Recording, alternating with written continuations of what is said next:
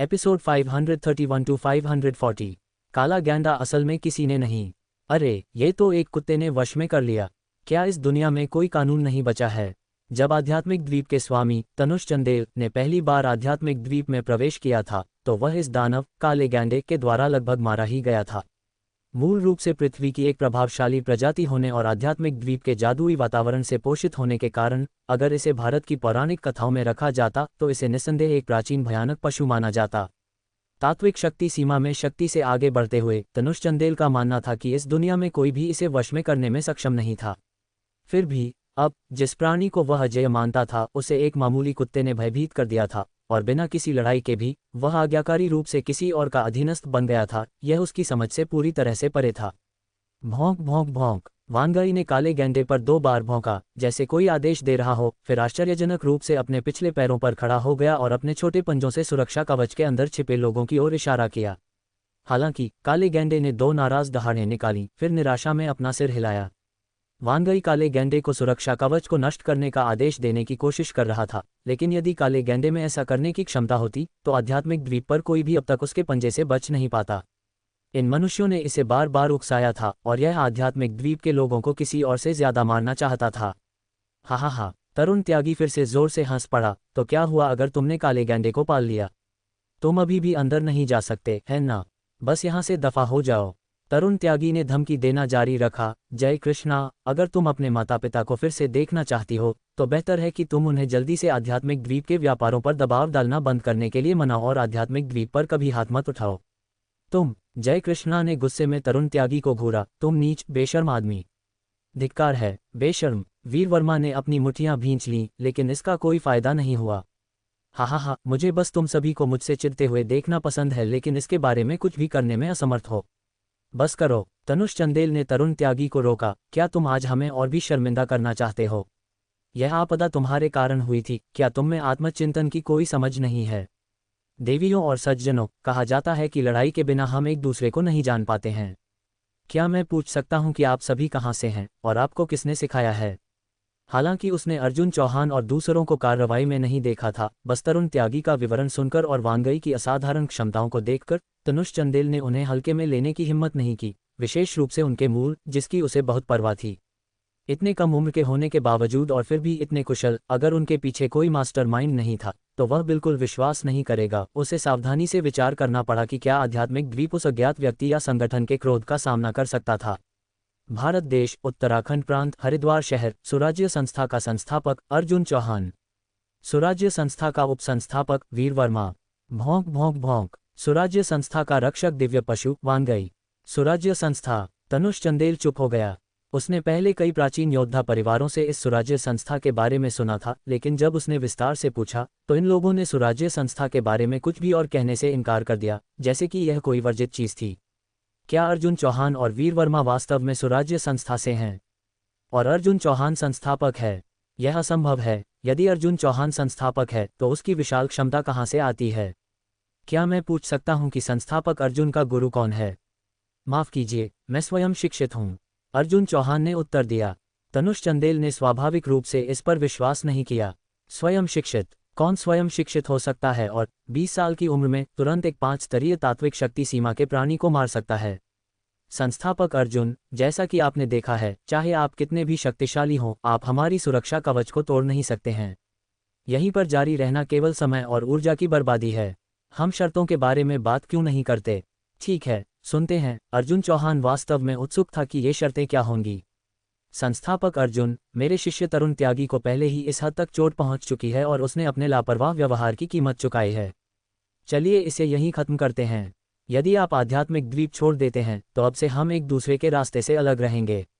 आपके आध्यात्मिक द्वीप छोड़ने के बाद मैं किसी को जय कृष्णा के परिवार को सांसारिक दुनिया में वापस भेजने के लिए भेजूंगा और अब से उसके और श्रीवीर के मामलों में हस्तक्षेप नहीं करूंगा। ठीक है, अर्जुन चौहान ने कहा, लेकिन आपको अभी भी वह कुछ 100 अरब अमेरिकी डॉलर चुकाने होंगे जो आप मुझ पर कर्जदार हैं। तो चर्चा करने के लिए कुछ भी नहीं है। अर्जुन चौहान को मुआवजे में कुछ 100 अरब अमेरिकी डॉलर सौंपना बिल्कुल असंभव था। इस युग में आध्यात्मिक द्वीप के बढ़ने और विकास करने के लिए पैसा और संसाधन अनिवार्य थे। यदि ऐसा है तो चलिए सभी यहाँ इंतजार करते हैं और देखते हैं कि कौन किसको हरा सकता है।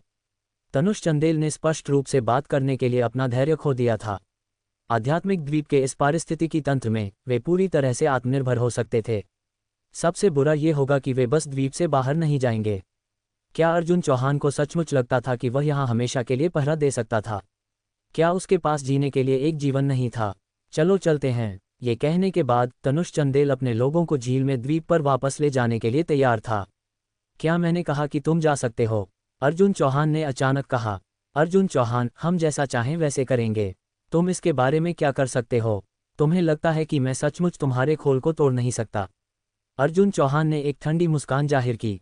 तुम सब मुझे, अर्जुन चौहान, को कम आंक रहे हो। गोलू, गॉस से उस सबसे नए आविष्कार इतालवी तोप के लिए बदलो। वस्तु का नाम इतालवी तोप। वैज्ञानिक नाम आयन विनाशक तोप। उपयोग की कीमत। आयन तोप एक तकनीकी हथियार है जो अकेले बुलाने पर क्रेड पॉइंट्स खर्च नहीं करता है और इसको चलाने के लिए एक ऊर्जा क्रिस्टल केंद्र की आवश्यकता होती है। एक पहले स्तरीय क्रिस्टल केंद्र 10 इकाई विनाशक ऊर्जा उत्पन्न कर सकता है, प्रत्येक की कीमत 2 क्रेड पॉइंट्स है।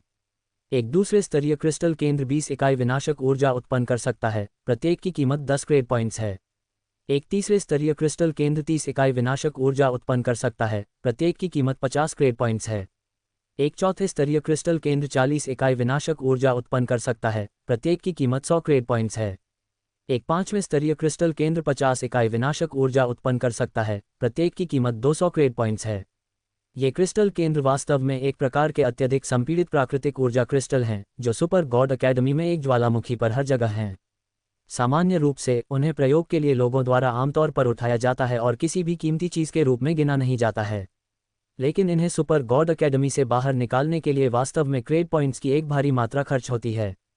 धम, एक विशाल मुख वाली एक तोप अर्जुन चौहान के सामने जमीन पर प्रकट हुई। इसका नलिका लगभग 3 मीटर लंबा था और व्यास में लगभग एक नहाने के टब जितना चौड़ा था। पीछे एक विशाल धातु का हिस्सा था जो एक अत्यंत शक्तिशाली दृश्य प्रभाव प्रदान करता था। हा, एक तोप। तुम इस सुरक्षा कवच को एक तोप से तोड़ने की कोशिश करोगे? तरुण त्यागी जोर से हंसा। एक तकनीकी हथियार कितना प्रभावशाली हो सकता है? कथित सम्राट कवच जिसे वीर वर्मा ने बुलाया था, वह पहले ही उपकरण का एक बहुत ही प्रभावशाली टुकड़ा था, है ना? लेकिन वह अधिक से अधिक तात्विक शक्ति सीमा के बराबर शक्ति ही उत्पन्न कर सकता था। उनके सुरक्षा कवच को तोड़ने के लिए उस शक्ति का 10 गुना भी पर्याप्त नहीं हो सकता है। ये तोप इतनी विशेष नहीं लग रही थी, लेकिन क्या इसमें कोई महान शक्ति थी? मुझे तुम्हें मेरी इतालवी तोप की शक्ति दिखाने दो। अर्जुन चौहान ने 100 क्रेड पॉइंट्स खर्च किए और सीधे एक चौथे स्तरीय क्रिस्टल केंद्र के लिए बदला। यह एक लाल ऊर्जा क्रिस्टल था जो एक रत्न जैसा लग रहा था, पारभासी और चमकदार, फिर भी अंदर भयानक ऊर्जा थी। वह क्या है? आध्यात्मिक द्वीप के लोगों ने अर्जुन चौहान के हाथों में वस्तु को देखा। यह एक प्राचीन मूल क्रिस्टल जैसा लगता है। किसी ने अनुमान लगाया। क्या एक प्राचीन मूल क्रिस्टल? प्राचीन मूल क्रिस्टल आध्यात्मिक द्वीप पर एक अत्यंत दुर्लभ संसाधन था। उनकी शुद्धता के आधार पर वे कई स्तरों में अलग अलग थे और अलग अलग रंग प्रदर्शित करते थे। प्राचीन मूल क्रिस्टलों का मुख्य उपयोग योद्धाओं की ट्रेनिंग को तेजी से बढ़ाना था। यहाँ तक कि अलौकिक क्षमताओं के उपहार वाले लोग भी अपनी क्षमताओं को बढ़ाने के लिए सीधे प्राचीन मूल क्रिस्टलों की शक्ति को अवशोषित कर सकते थे। लेकिन केवल वही लोग जिनके पास असाधारण प्रतिभा और महत्वपूर्ण योगदान थे, उन्हें एक छोटा सा टुकड़ा मिल सकता था। ये स्पष्ट रूप से एक बहुत ही उच्च श्रेणी का प्राचीन मूल क्रिस्टल था। इसका क्या मतलब था? इस चीज को जो एक तोप जैसी लग रही थी, उसे शक्ति देने के लिए एक प्राचीन मूल क्रिस्टल की आवश्यकता थी। यह आखिर क्या उपकरण था? आध्यात्मिक द्वीप के लोग उच्च सतर्कता पर थे। प्राचीन मूल क्रिस्टल एक महान चीज थी, लेकिन यह बहुत खतरनाक भी थी। एक बार किसी बाहरी शक्ति द्वारा अस्थिर होने पर एक प्राचीन मूल क्रिस्टल में भयानक रूप से फटने की संभावना हो सकती थी। एक बार आध्यात्मिक द्वीप से एक सदस्य था जो दुर्भाग्यवश जंगल में तात्विक शक्ति राज्य के एक प्राणी से टकरा गया। अपने घबराहट में उसने अपनी अलौकिक क्षमताओं के साथ एक नाखून के आकार के प्राचीन मूल क्रिस्टल पर हमला किया जो वह ले जा रहा था। क्रिस्टल भयानक रूप से फट गया और तात्विक शक्ति राज्य का प्राणी धमाके में घिर गया, कोई अवशेष नहीं बचा। इस घटना ने साबित कर दिया कि प्राचीन मूल क्रिस्टलों का उपयोग एक बहुत ही शक्तिशाली हथियार के रूप में किया जा सकता है। उन्होंने कभी भी मुट्ठी के आकार का एक प्राचीन मूल क्रिस्टल नहीं देखा था और वे ये भी नहीं जानते थे कि लाल प्राचीन मूल क्रिस्टल क्या प्रदर्शित करता था। उनकी अंतरात्मा ने बस उन्हें बताया कि यह बहुत खतरनाक था। अर्जुन चौहान ने इतालवी तोप पर लंबे समय तक टटोला, लेकिन प्राचीन मूल क्रिस्टल कहाँ डालना है वह नहीं ढूंढ सका। धिक्कार है, ये चीज़ काम कैसे करती है? ओह भाई, अगर तुम्हें इसका उपयोग करना नहीं आता तो तुम इसे केवल दिखावा करने के लिए बाहर क्यों लाए? वीर वर्मा ने घबरा कर कहा। मेरी पंक्तियां तैयार थीं, पैंट उतारकर, और तुम बस वहां खड़े हो। क्या तुम शर्मिंदा नहीं हो? जब तक मैं शर्मिंदा नहीं हूं, शर्मिंदा होने वाले तुम लोग हो। अर्जुन चौहान हंसा। रुको एक सेकंड, मुझे मैनुअल ढूंढने दो। गुरुजी, क्या आपको लगता है कि शायद हम बहुत घबरा रहे हैं? शायद। ये चीज़ बिल्कुल भी शक्तिशाली नहीं लगती है। शायद हम बस कुछ भी नहीं पर एक बड़ी बात बना रहे हैं। कोई भी हथियार हमारे सुरक्षा कवच को कैसे तोड़ सकता है?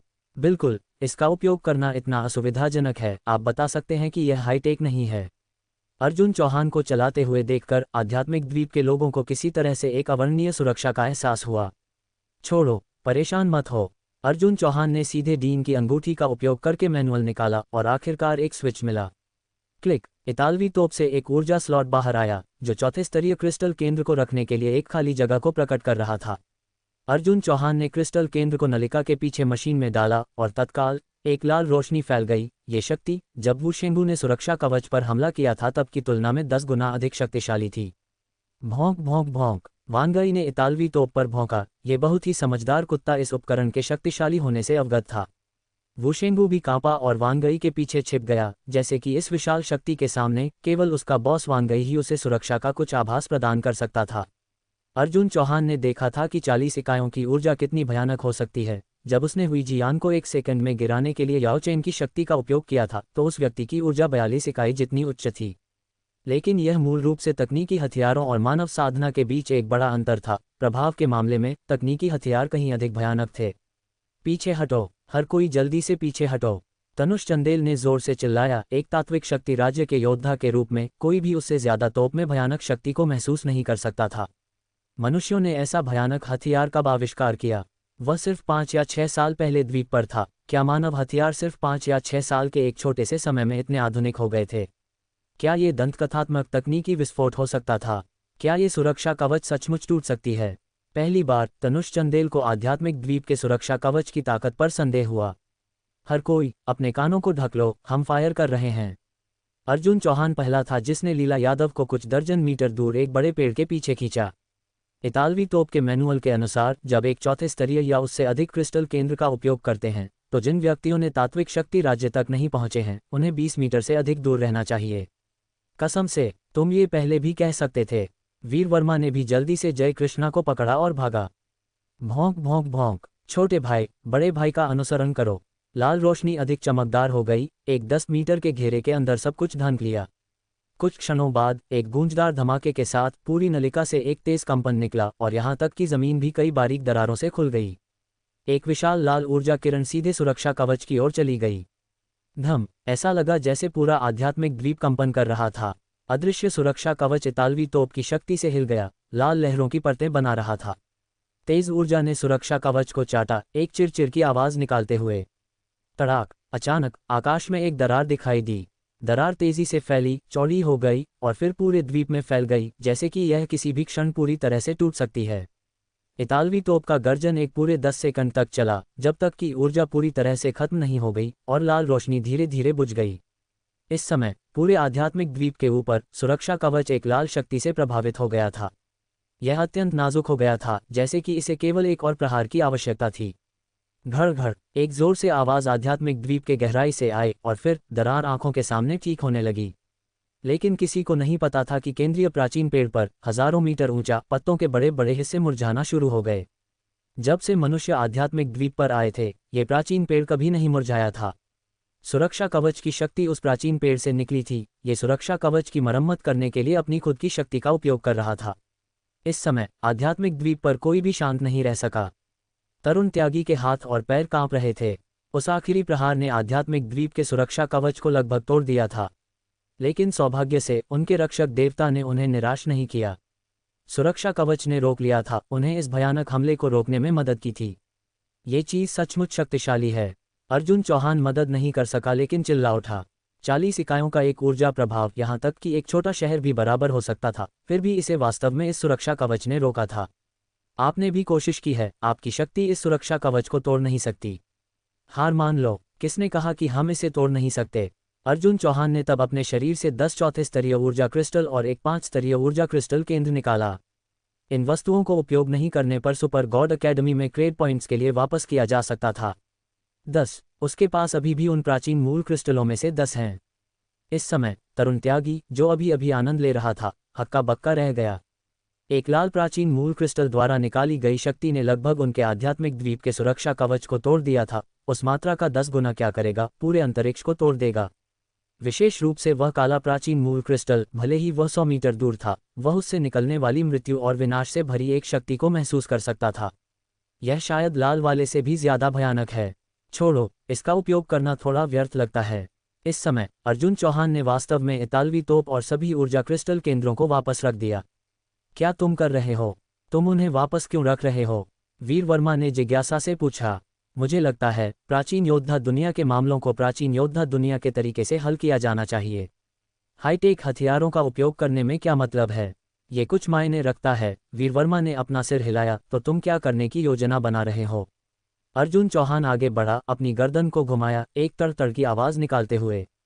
क्या तुमने अभी अभी नहीं पूछा था कि मैंने किससे सीखा? अर्जुन चौहान ने तनुष चंदेल से कहा, मैं वास्तव में स्वयं शिक्षित हूं, लेकिन तुम शायद नहीं जानते, मेरी पढ़ाई प्राचीन योद्धा में नहीं थी। प्राचीन योद्धा नहीं तो क्या तुम फिर एक मानस शक्ति या एक परिवर्तित व्यक्ति हो? हर कोई जानता है कि कोई भी प्राचीन योद्धा में जल्द ही महारत हासिल नहीं कर सकता है, लेकिन मानस शक्ति वाले अलग हैं। कुछ अनूठे शरीर वाले लोगों के पास अपनी अलौकिक क्षमताओं को सक्रिय करते समय दशकों तक प्रशिक्षित एक प्राचीन योद्धा की शक्ति हो सकती है। शायद अर्जुन चौहान एक अजीब व्यक्ति है। नहीं, अर्जुन चौहान ने अपना सिर हिलाया। वास्तव में हम साधना का अभ्यास करते हैं। क्या तुमने कभी यह कहावत सुनी है, जो योद्धा का अभ्यास करते हैं उन्हें साधक से कभी पंगा नहीं लेना चाहिए? माफ कीजिए, लेकिन दुर्भाग्यवश आपने एक से पंगा ले लिया है। आपका क्या मतलब है? आध्यात्मिक द्वीप के लोग अभी तक अर्जुन चौहान के शब्दों के झटके से उबर नहीं पाए थे। साधना, वे विज्ञान में विश्वास करते थे, इन देवताओं और भूतों की मनगढ़ंत कहानियों में नहीं। गोलू, मुझे गुरु उचिहा इटाची की शक्ति उधार लेनी है। हाल ही में अर्जुन चौहान ने काफी मात्रा में क्रेड पॉइंट्स जमा कर लिए थे और अब उसे काफी अमीर माना जा सकता था। एक पल में एक अवर्णनीय शक्ति अर्जुन चौहान के शरीर में भर गई और पहली बार उसने महसूस किया कि एक व्यक्ति की शक्ति इतनी विशाल हो सकती है। थॉर की शारीरिक शक्ति के विपरीत ये शक्ति मानसिक और आध्यात्मिक क्षेत्रों से उत्पन्न हुई थी। स्विश, उसकी आंखें अचानक 2 चमकदार लाल रक्त चक्र आंखें में बदल गईं, जैसे कि एक पल में सब कुछ दृष्टि में अवशोषित कर लें। सुसानो, धम, एक विस्मयकारी शक्ति फूट पड़ी और अर्जुन चौहान के ऊपर 100 मीटर से अधिक ऊंचा एक नीला विशालकाय प्रकट हुआ। उसने अपने बाएं हाथ में एक तलवार और दाहिने हाथ में एक ढाल धारण की थी, जैसे कि कोई देवता उन पर उतर आया हो। ये तो बिल्कुल हास्यास्पद है। वीर वर्मा ने उस सुसानो को देखा जिसे अर्जुन चौहान ने बुलाया था। वह जानता था कि अर्जुन चौहान शक्तिशाली था, लेकिन उसे पहली बार कार्रवाई करते हुए देखकर वह अभी भी चकित था। क्या ऐसी शक्ति वास्तव में मनुष्यों द्वारा प्राप्त की जा सकती थी? अगर वीर वर्मा इसे मुश्किल से स्वीकार कर सकता था तो वह इसलिए था क्योंकि वह सुपर गॉड अकेडमी गया था। उचिहा इटाची को भूल जाओ, उसने अल्ट्रामैन को भी देखा था। लेकिन दूसरों के लिए आयामी अवरोधों को तोड़ने का यह दृश्य उनकी विश्व दृष्टि को तोड़ने के लिए पर्याप्त था। विशेष रूप से तरुण त्यागी, जो अभी तक सम्राट कवच के झटके से उबर नहीं पाया था, और अब तो नारुतो से सुसानो भी उनके सामने बुलाया गया था। यदि उसके घावों के दर्द के लिए नहीं होता तो वह सोचता कि क्या वह अभी भी सो रहा था। धम, नीले विशालकाय के एक कदम आगे बढ़ने के साथ पूरा आध्यात्मिक द्वीप उसकी विशाल शक्ति के तहत काम गया। ये किस तरह का राक्षस है? तनुष चंदेल खुद को चमत्कारों में अच्छी तरह से वाकिफ मानता था, लेकिन इस तमाशे के लिए उसके पास कोई स्पष्टीकरण नहीं था। आयन विनाशक तोप ने उसे पहले ही आधा मार दिया था और वह महसूस कर सकता था कि विशालकाय की शक्ति तोप की तुलना में कहीं अधिक थी। तोड़ो, अर्जुन चौहान ने विशाल नीले विशालकाय को आदेश दिया, अपनी तलवार को सुरक्षा कवच की ओर घुमाते हुए। धम, पूरी रोशनी की स्क्रीन में हिंसक कंपन हुआ और लगभग ठीक हो चुकी दरारें एक बार फिर से दिखाई देने लगीं। ये हमला केवल विशालकाय की शुद्ध शारीरिक शक्ति थी। धड़ाम, इस बार ढाल टकराई और सुरक्षा कवच में दरारें फिर से चौड़ी हो गईं। धम, तीसरे प्रहार पर सुरक्षा कवच अब अर्जुन चौहान की शक्ति के प्रभाव का सामना नहीं कर सका और ऊर्जा के टुकड़ों में टूट गया, जो धीरे धीरे नीचे बह गए। पूरी प्रक्रिया में 5 सेकंड से भी कम समय लगा। सुरक्षा कवच के अब पूरी तरह से नष्ट हो जाने के साथ आध्यात्मिक द्वीप के केंद्र में विशाल पेड़ को एक भारी झटका लगा था। उसके पत्ते मुरझा गए और एक पल में पीले हो गए और अब उसके पास सुरक्षा कवच की मरम्मत करने के लिए अतिरिक्त ऊर्जा नहीं थी। विशालकाय का आभास धीरे धीरे छितरा गया। अर्जुन चौहान को सुरक्षा कवच के खंडहरों के सामने शांति से खड़े छोड़कर उन्हें एक अलग नज़र से देखते हुए देखा। तुम्हारा खोल आखिरकार मुझे रोक नहीं सका, अर्जुन चौहान ने मुस्कान के साथ कहा। इस क्षण तरुण त्यागी के पैर कमजोर होने लगे। अर्जुन चौहान के 3 सादे, बिना किसी सजावट के प्रहारों ने उनके सबसे बड़े भरोसे को तोड़ दिया था। यदि ऐसी शक्ति उन्हें मारती तो शायद राख भी नहीं बचती, है ना? क्या तुमने अभी अभी नहीं कहा था कि तुम चाहते हो कि मैं अंदर आकर तुम्हें मार दूं? अर्जुन चौहान ने तरुण त्यागी को देखा और कहा, मैंने अपने जीवन में ऐसी अपमानजनक मांग कभी नहीं सुनी, लेकिन मैं एक ऐसा व्यक्ति हूं जिसे दूसरों की मदद करना पसंद है, इसलिए मैं तुम्हारी इच्छा पूरी करूंगा। वान गई, भौंक, जाओ, उन्हें पकड़ लो छोटे भाई। एक धीमी दहाड़ के साथ प्राणी धीरे धीरे आध्यात्मिक द्वीप के लोगों की ओर बढ़ा। गुरुजी, मुझे बचाओ। तरुण त्यागी तनुष चंदेल के पीछे छिप गया, उसका वयस्क संयम तुरंत ढह गया और उस क्षण वह सचमुच बिखर रहा था। तनुष चंदेल भी निराशा में था। उसने 20 साल तक एक व्यक्ति को पाला था और उसे अपना बच्चा माना था, वह उसे बचाना चाहता था, लेकिन वह क्या कर सकता था? उनके सामने का प्राणी एक ऐसा प्राणी था जिसने तात्विक शक्ति सीमा को पार कर लिया था, और वह एक ही थप्पड़ से तनुष चंदेल को मार सकता था।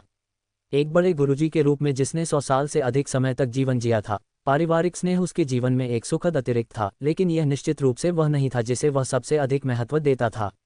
एक बेटे को भी खोने पर बदला जा सकता था, एक शिष्य की तो बात ही क्या।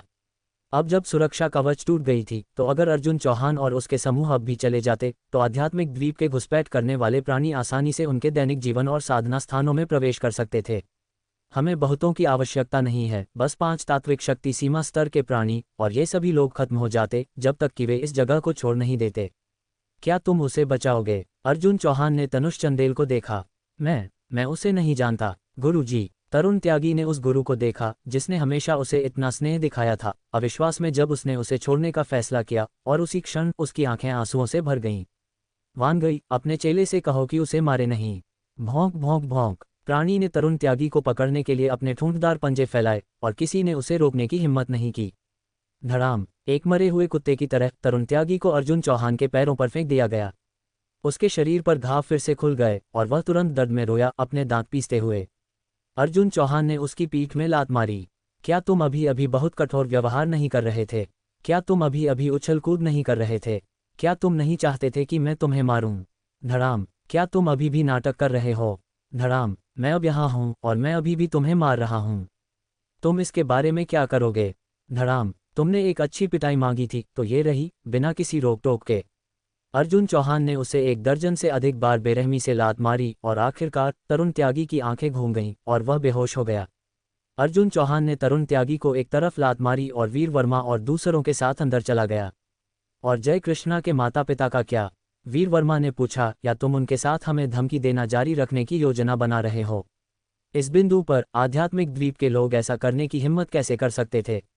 अर्जुन चौहान की शक्ति भयावह रूप से जबरदस्त थी। कौन जानता था कि वह किस स्तर का प्राणी बन गया था? वह वास्तव में एक साधक हो सकता है। उनके पास विश्वास करने के 100 कारण थे कि अगर अर्जुन चौहान चाहता तो वे सभी जय कृष्णा के माता पिता पर हाथ उठाने से पहले ही मिटा दिए जाते। उस समय आध्यात्मिक द्वीप पर एक भी व्यक्ति जीवित नहीं बचता। जल्दी करो, क्या तुम लोगों को लाने नहीं जा रहे हो? तनुष चंदेल ने आदेश दिया। एक गुरुजी जल्दी से वापस भागा और जय कृष्णा के माता पिता को विनम्रतापूर्वक बाहर ले आया। जय कृष्णा के माता पिता दोनों साधारण महान योद्धा थे। हालांकि उनकी स्वतंत्रता प्रतिबंधित कर दी गई थी, वे केवल थोड़ा डरे हुए थे। स्पष्ट रूप से ये दर्शाता है कि आध्यात्मिक द्वीप के लोगों ने उन्हें नुकसान पहुंचाने की हिम्मत नहीं की थी। जय कृष्णा के माता पिता स्पष्ट रूप से हैरान थे। उनकी बेटी अपने साथ किसे वापस लाई थी? क्या तरुण त्यागी आध्यात्मिक द्वीप के गुरु का चुना हुआ शिष्य नहीं था? वह अब जमीन पर आधा मरा हुआ क्यों पड़ा था?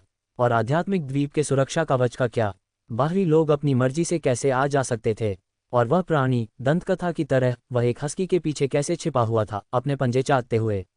लोगों को पहुंचा दिया गया है। कृपया संस्थापक अर्जुन, दया दिखाएं और हमें छोड़ दें, तनुष चंदेल ने एक धनुष के साथ विनती की। आध्यात्मिक द्वीप पर हर किसी का भाग्य अब अर्जुन चौहान के विचारों पर लटका हुआ था। वे खुद को विनम्र बनाने में मदद नहीं कर सके। आप क्या बात कर रहे हैं? क्या मैं एक ऐसा व्यक्ति लगता हूं जो अनुचित है? अर्जुन चौहान ने धार्मिक रूप से कहा, मैं आज न्याय के लिए यहाँ आया था। अब जब लोग वापस आ गए हैं, जब तक आप हमें पैसे से मुआवजा देते हैं, हम मामले को सुलझा हुआ मान सकते हैं। 200 अरब अमेरिकी डॉलर, है ना? तनुष चंदेल ने अपने दांत पीसे। तीसरे गुरुजी, हमारी संपत्ति का एक हिस्सा संस्थापक अर्जुन को स्थानांतरित करें। क्या 200 अरब? अर्जुन चौहान ने अपना सिर हिलाया। वह पुरानी कीमत थी। हम इस पूरे रास्ते इस जंगल नहीं, लोगों को बचाने के लिए आए हैं और हमें कीमत थोड़ी बढ़ानी चाहिए, है ना? आखिरकार हम ऐसी खतरनाक जगह पर आकर अपनी जान जोखिम में रख रहे हैं। अपनी जान जोखिम में डालना तरुण त्यागी, जिसने अभी अभी कुछ चेतना वापस पाई थी, लगभग फिर से बेहोश हो गया। क्या तुम यहाँ एक साहसिक कार्य पर आए हुए लगते हो? तुम स्पष्ट रूप से अपना रास्ता खाते हुए यहाँ आए हो। क्या तुम सच में ऐसी बातें कह सकते हो और विवेक की एक भी चुभन महसूस नहीं करते हो? बस अपनी कीमत बताओ और हम मुआवजा चुका देंगे। तनुष चंदेल के पास इस बिंदु पर कोई बातचीत की शक्ति नहीं बची थी। हालांकि यह उसे अपने खुद के मांस को काटने जैसा दर्द दे रहा था, यह अभी भी अपनी जान गंवाने से बेहतर था। मैं ज्यादा नहीं मांगूंगा, बस 300 अरब अमेरिकी डॉलर, और हम इस मामले को सुलझा सकते हैं। अर्जुन चौहान को अचानक बूढ़े साथी के लिए थोड़ी दया महसूस हुई। ऐसे शिष्य के साथ उसने सचमुच 8 जन्मों का बुरा भाग्य झेला था। ठीक है, 300 अरब ही सही। हालांकि 300 अरब अमेरिकी डॉलर की राशि अभी भी खगोलीय थी। अगर वे दांत पीसते और स्वर्ग और पृथ्वी को हिलाते तो वे धन जुटा सकते थे। मैं कुछ दिनों में संबंधित संपत्तियों के हस्तांतरण को संभालने के लिए किसी की व्यवस्था करूंगा। बहुत अच्छा, अर्जुन चौहान ने संतुष्टि में सिर हिलाया। चूंकि वह एक मजबूत स्थिति में था, वह आध्यात्मिक द्वीप के लोगों के किसी भी चाल चलने से डरता नहीं था। लोगों को बचाने और पैसे सुरक्षित करने के बाद आध्यात्मिक द्वीप के लोगों ने सोचा कि ये लोग आखिरकार आध्यात्मिक द्वीप छोड़ देंगे, है ना? लेकिन अर्जुन चौहान को देखते हुए उसका यहाँ से जाने का कोई इरादा नहीं लग रहा था। सज्जनों, आपको जो चाहिए था वह मिल गया है। आपको अब जाने में सक्षम होना चाहिए, है ना? जाना है? हमें क्यों जाना चाहिए? तुम्हें नहीं जाना चाहिए, अर्जुन चौहान ने एक निर्दोष नज़र के साथ जवाब दिया। क्या? आध्यात्मिक द्वीप के लोगों ने अपना आश्चर्य दिखाया। उसका क्या मतलब था? क्या वे आध्यात्मिक द्वीप पर कब्जा करने का इरादा रखते थे? संस्थापक अर्जुन, आपका क्या मतलब है? हमने उन लोगों को छोड़ दिया जिन्हें हमें छोड़ना था, और हमने वह मुआवजा चुका दिया जिसे हमें चुकाना था। क्या आप अभी भी हमारी मातृभूमि पर कब्जा करने की योजना बना रहे हैं? एक गुरुजी ने कहा। क्या मतलब, तुम्हारी मातृभूमि? कौन कहता है कि यह तुम्हारा घर है? क्या तुम्हारे पास कोई सबूत है? अर्जुन चौहान ने चुनौती दी। हम 100 साल से आध्यात्मिक द्वीप पर रहे हैं, क्या वह सबूत काफी नहीं है? तनुष चंदेल ने पलटवार किया।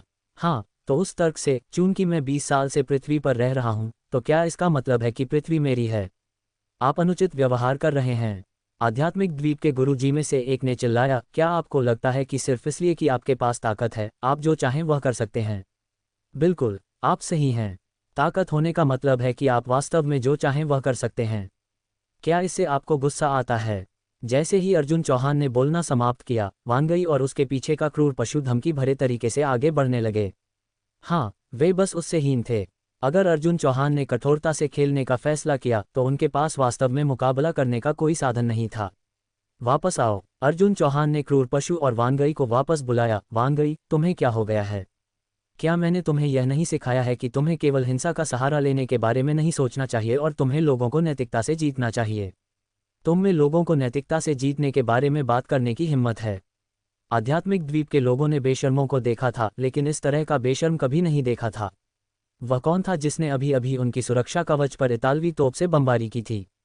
वह कौन था जिसने अभी अभी सुसानों के 3 प्रहारों से उनकी सुरक्षा कवच को तोड़ दिया था? और कौन था जो अभी अभी तरुण त्यागी को लात मार रहा था और मुके मार रहा था? क्या तुम वही नहीं थे जिसने सब कुछ हिंसा से हल करने के बारे में सोचा था? अब कृपया मेरे निजी क्षेत्र से तुरंत बाहर निकलें। अर्जुन चौहान ने आध्यात्मिक द्वीप के निकास की दिशा में इशारा किया। अर्जुन चौहान, हमें बहुत दूर तक मत धकेलो। आध्यात्मिक द्वीप पर कई लोग 100 साल से अधिक पुराने थे। कई ने सांसारिक दुनिया के साथ संबंध तोड़ दिए थे और उन्हें यह भी नहीं पता था कि अगर वे छोड़ते तो वे कहाँ जाते। आध्यात्मिक द्वीप उनका घर था। मैंने किसी को भी बहुत दूर तक तंग नहीं किया है। आपको मेरे निजी क्षेत्र से जाने के लिए कहना न्यायसंगत और कानूनी दोनों है। किसी भी देश में, किसी भी क्षेत्र में मैं सही हूं। और तुम्हारे पास क्या सबूत है कि यह तुम्हारा निजी क्षेत्र है? मेरे पास एक स्वामित्व का कागज है। अर्जुन चौहान ने एक लाल पुस्तिका निकाली जिस पर ऐसे शब्द थे जिन्हें किसी और ने नहीं देखा था। आध्यात्मिक द्वीप के प्रवेश द्वार पर समुद्र का क्षेत्र, हालांकि एक सार्वजनिक समुद्री क्षेत्र था, अंतर्राष्ट्रीय स्तर पर इसे घेरने वाले 4 छोटे देशों का था, केवल इसलिए कि वे एक दूसरे से सहमत नहीं थे, जिसके परिणामस्वरूप संयुक्त प्रबंधन था। प्रस्थान करने से पहले की रात अर्जुन चौहान ने होंग यी को समुद्र के उस खिंचाव को खरीदने का निर्देश दिया। ये समुद्र का एक ऐसा क्षेत्र था जहां से कोई नहीं गुजरता था, इन देशों के लिए अर्थहीन था। यह न तो एक मछली पकड़ने का मैदान था और न ही इसमें समृद्ध मछली पकड़ने के संसाधन थे। और अर्जुन चौहान ने इन छोटे देशों में से प्रत्येक को 100 मिलियन अमेरिकी डॉलर दिए थे, इसलिए उन्होंने खुशी और उत्सुकता से उसे यह समुद्री क्षेत्र बेच दिया, यहाँ तक कि यह साबित करने के लिए सभी संबंधित दस्तावेज भी जारी किए कि यह जगह अर्जुन चौहान की थी। ये सबूत पूरी दुनिया में वैध था। खुद के लिए देखो, इस क्षेत्र के 15 मील के दायरे के अंदर सब कुछ व्यक्तिगत रूप से मेरा है, जिसमें आध्यात्मिक द्वीप शामिल है। तो मुझे बताओ, क्या यह अब मेरा निजी क्षेत्र नहीं है? तुम बेशर्म हो। आध्यात्मिक द्वीप के लोगों की आंखें लगभग खून से भर गईं जब उन्होंने अर्जुन चौहान को घूरा। कुछ 100 मिलियन अमेरिकी डॉलर आखिर में आध्यात्मिक द्वीप के लिए एक मामूली राशि थी। वे इस समुद्री क्षेत्र को लापरवाही से खरीद सकते थे और सही रूप से इसे अपना बना सकते थे। लेकिन कौन ऐसी जगह पर पैसे खर्च करेगा जिसका कोई मालिक नहीं है? इसके अलावा दुनिया में कोई भी इस अलग थलग जगह के लिए उनसे प्रतिस्पर्धा नहीं करेगा। उन्हें शायद ही उम्मीद थी कि अर्जुन चौहान जैसा कोई व्यक्ति, एक वास्तविक नियमपालक, वास्तव में समुद्री क्षेत्र के स्वामित्व को खरीदने के लिए पैसे खर्च करेगा और फिर हाथ में संपत्ति के प्रमाण पत्र के साथ बातचीत करने आएगा। उन्हें सचमुच अपने भाग्य को कोसने का मन कर रहा था। वे लड़ाई में जीत नहीं सके और तर्क के मामले में वे भी गलत थे। उन्होंने कभी किसे नाराज किया था?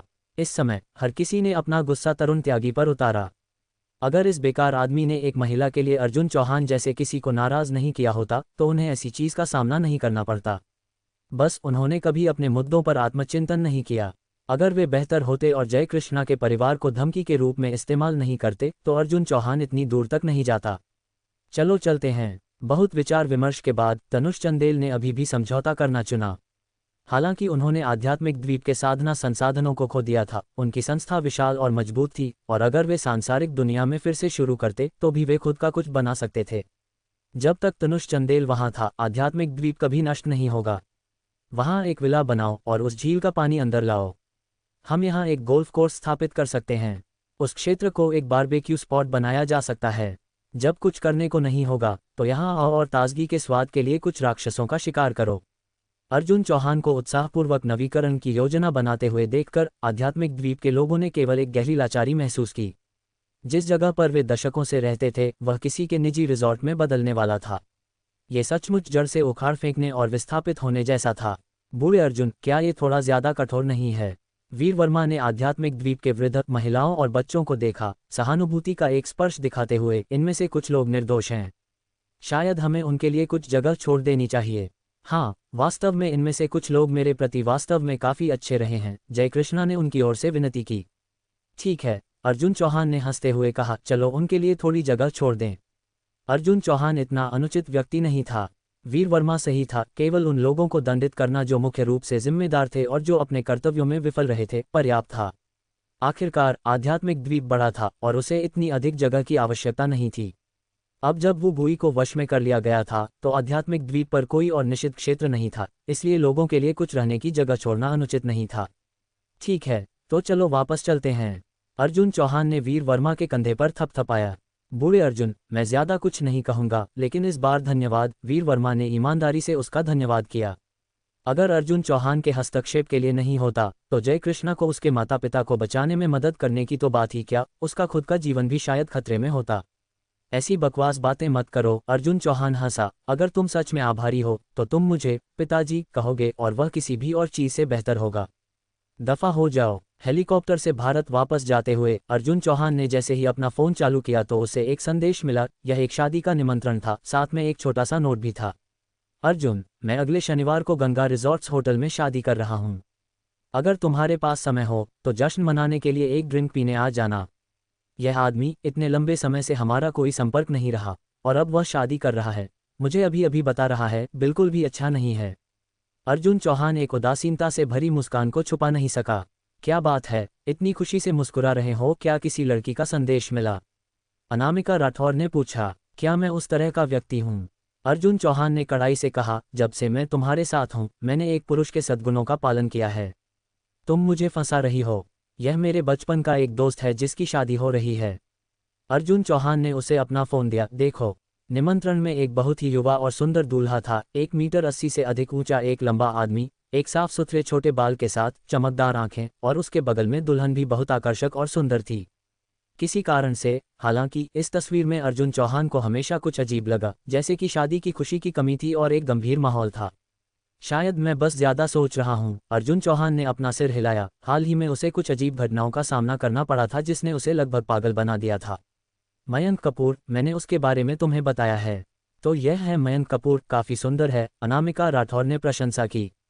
अर्जुन चौहान बहिर्मुखी और हंसमुख था, इसलिए उसके बहुत सारे दोस्त थे, लेकिन बचपन से लेकर वयस्कता तक अगर कोई उसके सबसे करीब था तो वह स्वाभाविक रूप से मयंक कपूर था। दोनों एक ही किंडरगार्टन में, फिर एक ही प्राथमिक विद्यालय, मध्य विद्यालय और उच्च विद्यालय में थे।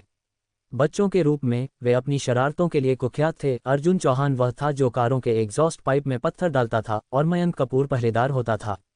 वे एक ही बिस्तर पर सोए थे, एक साथ गंदी फिल्में देखी थीं, कंधे से कंधा मिलाकर लड़े थे और एक साथ डांट खाई थी। शायद ही किसी का उनसे बेहतर रिश्ता था। सबसे महत्वपूर्ण बात, मयंक कपूर ने एक बार उसकी जान बचाई थी।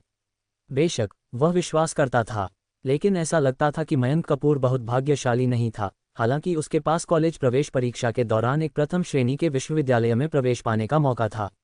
अस्वस्थ महसूस करने के कारण उसने परीक्षाओं में बहुत बुरा प्रदर्शन किया, यहाँ तक कि स्नातक कार्यक्रमों के लिए भी कट नहीं बना सका। उसके परिवार ने फिर कुछ तार खींचे और उसे सेना में भेज दिया, और जब वह चला गया तो अर्जुन चौहान ने उसे विदा किया था। सेना में सख्त प्रबंधन के कारण दोनों ने उसके बाद शायद ही कभी एक दूसरे से बात की। आखिरी बार जब वे मिले थे वह पहले साल के पहले सेमेस्टर के दौरान था। बाद में अर्जुन चौहान उससे संपर्क भी नहीं कर सका, जिसने अर्जुन चौहान को लंबे समय तक चिंतित रखा था। बाद में अर्जुन चौहान को पता चला कि मयंक कपूर पर सेना में बहुत भरोसा किया गया था, क्योंकि उसने बहुत अच्छा प्रदर्शन किया था और अपनी उत्कृष्ट शारीरिक फिटनेस के साथ, जो उसके युवावस्था में शहर की टीम में एक छोटी दूरी के दौड़ने वाले चैंपियन होने से थी, उसे पुलिस बल में स्थानांतरित कर दिया गया था ताकि वह नारकोटिक्स अधिकारी बन सके। उसके बाद अर्जुन चौहान ने उससे फिर कभी संपर्क नहीं किया, शायद इसलिए कि नौकरी बहुत खास थी। अर्जुन चौहान ने कई नारकोटिक्स प्रवर्तन फिल्में देखी थीं, शायद गलत समय पर उसे फ़ोन करना जब वह किसी ड्रग लॉर्ड के घर में अंडरकवर था। बेशक ये सिर्फ अर्जुन चौहान की अतिसक्रिय कल्पना थी। जैसे ही उसने नए दोस्तों का एक नया सर्कल हासिल किया, अर्जुन चौहान ने अनजाने में इस दोस्त के बारे में भूल गया। शायद यह उसके लिए बहुत अच्छा नहीं था, लेकिन ये पूरी तरह से उसकी गलती नहीं थी। आखिरकार अगर उसने संपर्क नहीं किया तो मयंक कपूर को खुद से कुछ संपर्क करना चाहिए था, है ना? आज उसका निमंत्रण देखकर अर्जुन की सभी यादें वापस आ गईं। क्या तुम जा रहे हो? बेशक मुझे जाना ही होगा, मैं कैसे नहीं जा सकता? अर्जुन चौहान ने कहा, हमारी तब एक डील हुई थी, अगर हम में से कोई एक दूसरे की शादी में नहीं आता तो उसे नग्न होकर दूसरे आदमी के छोटे भाई को खींचना पड़ेगा। पुरुष और उनका बुरा स्वाद। अनामिका राठौर ने तिरस्कार व्यक्त किया। हमने यहाँ तक सहमति व्यक्त की थी कि अगर भविष्य में हमारे पास एक लड़का और एक लड़की होगी तो हम उनकी व्यवस्थित शादी तय करेंगे। अगर 2 लड़के या 2 लड़कियां होती तो वे भाई या बहन बन जाते। ऐसा लगता है कि तुम्हारा रिश्ता वास्तव में साधारण नहीं है, अनामिका राठौर ने एक फुजोशी की मुस्कान के साथ कहा। तुम दोनों ने तलवारबाजी नहीं की है ना? तलवारबाजी का क्या मतलब है? जय कृष्णा उत्सुकता से वीर वर्मा से पूछने के लिए मुड़ी। ओह, उस तरह की तलवारबाजी तब होती है जब 2 लड़के बहुत करीब होते हैं और फिर वे एक दूसरे के साथ तलवार चलाने का अभ्यास करते हैं। जय कृष्णा को गुमराह न करने के लिए वीर वर्मा ने बहुत गंभीरता से समझाया। जब समय आएगा तो मेरे साथ आना, अर्जुन चौहान ने कहा। तुम्हें मेरे अन्य दोस्तों से मिलने की ज़रूरत नहीं है, लेकिन इससे तुम्हें मिलना ही होगा। क्या हमें उसे पहले से फ़ोन करना चाहिए?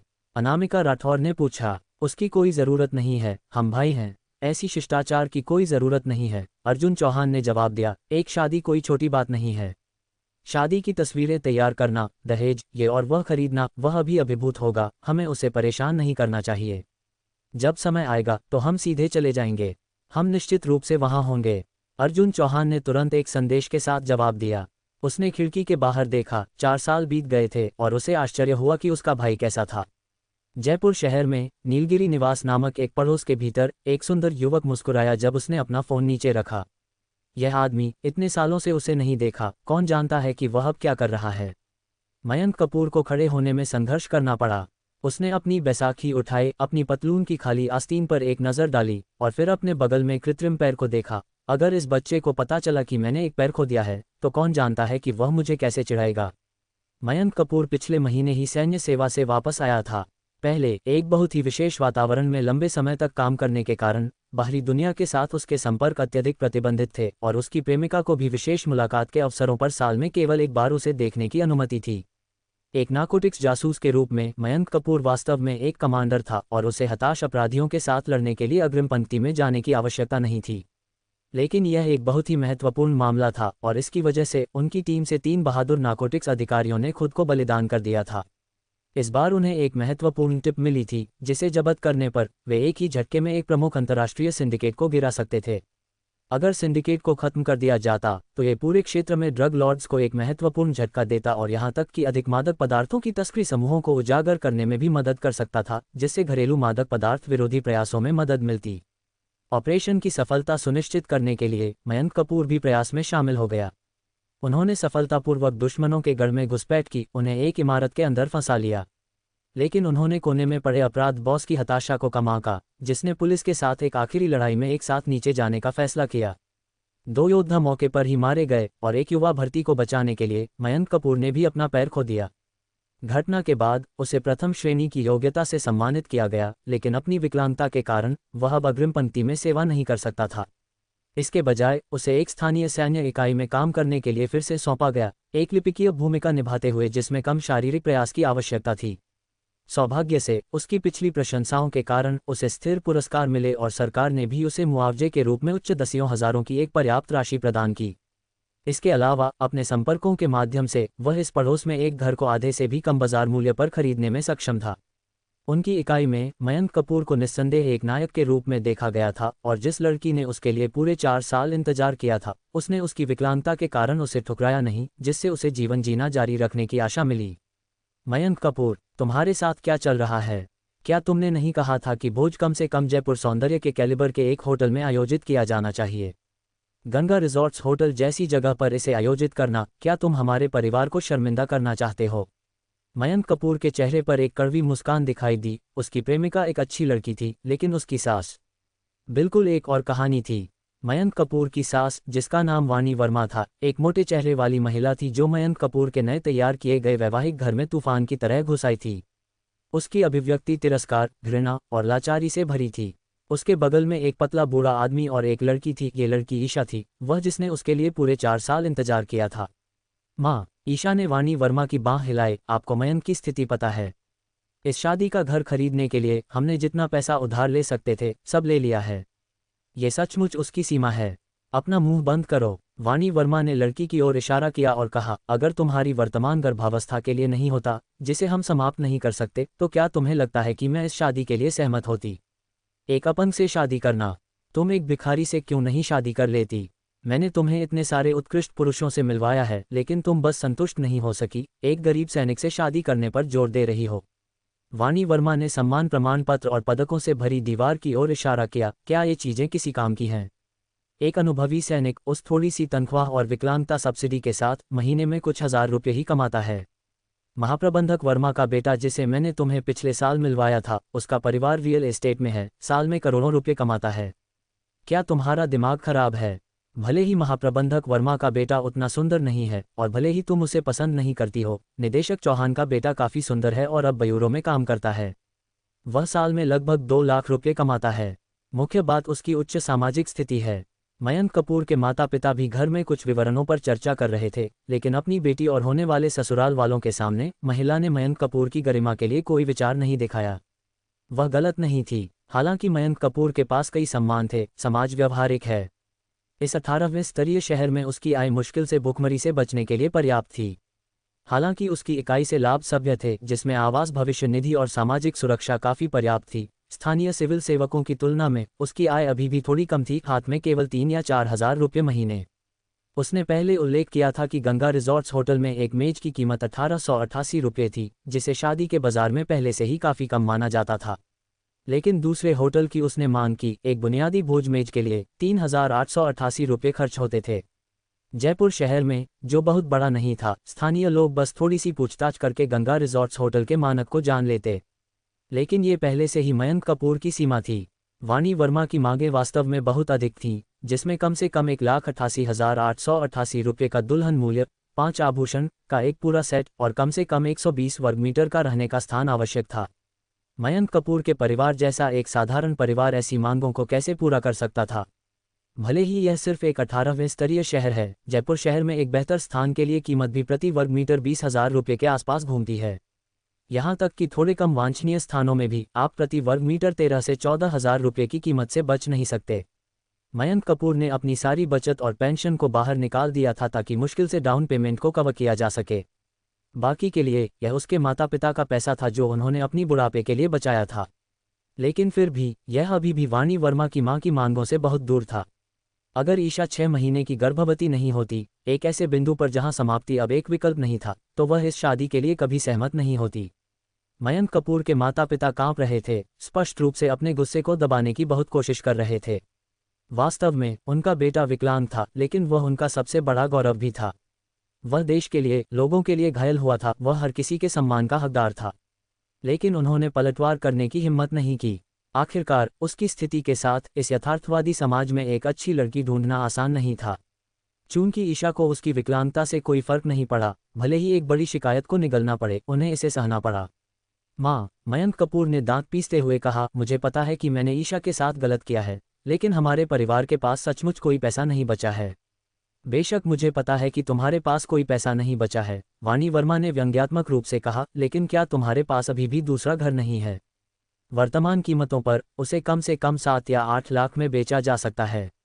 वाणी वर्मा की अभिव्यक्ति बच्चों के भविष्य पर विचार करती हुई लग रही थी। ससुराल वालों, आपकी उम्र को देखते हुए क्या हम सब कुछ अपने बच्चों के लिए नहीं करते हैं? आप 2 या 3 लाख ले सकते हैं और गांव में एक छोटा सा विला बना सकते हैं। बाकी के साथ हम एक भव्य शादी कर सकते हैं और यहाँ तक कि बच्चों के लिए एक कार भी खरीद सकते हैं। क्या वह अच्छा नहीं होगा?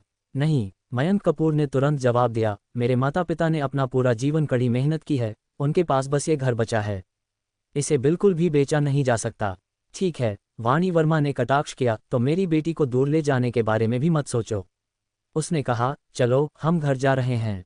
माँ, ईशा ने संघर्ष किया, लेकिन वह वाणी वर्मा जितनी मजबूत नहीं थी और केवल मयंक कपूर की ओर एक लाचार नज़र डाल सकती थी।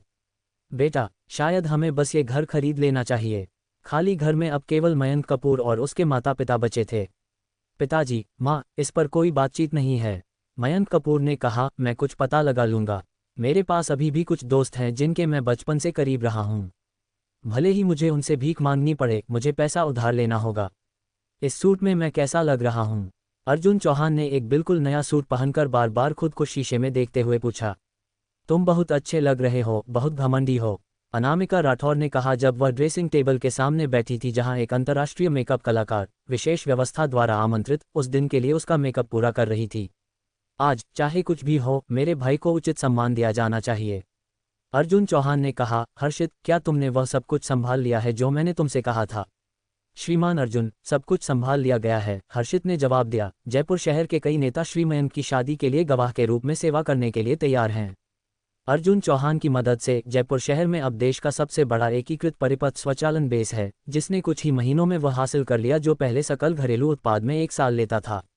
इतना ही नहीं, प्रांतीय राजधानी तक जाने वाली हाई स्पीड रेल का निर्माण भी बहुत उत्साह के साथ चल रहा था। स्थानीय अधिकारियों की उपलब्धियों की उनके वरिष्ठों द्वारा सर्वसम्मति से प्रशंसा की गई थी और अगले साल तक जयपुर शहर से कई नेताओं को पदोन्नत होने की उम्मीद थी।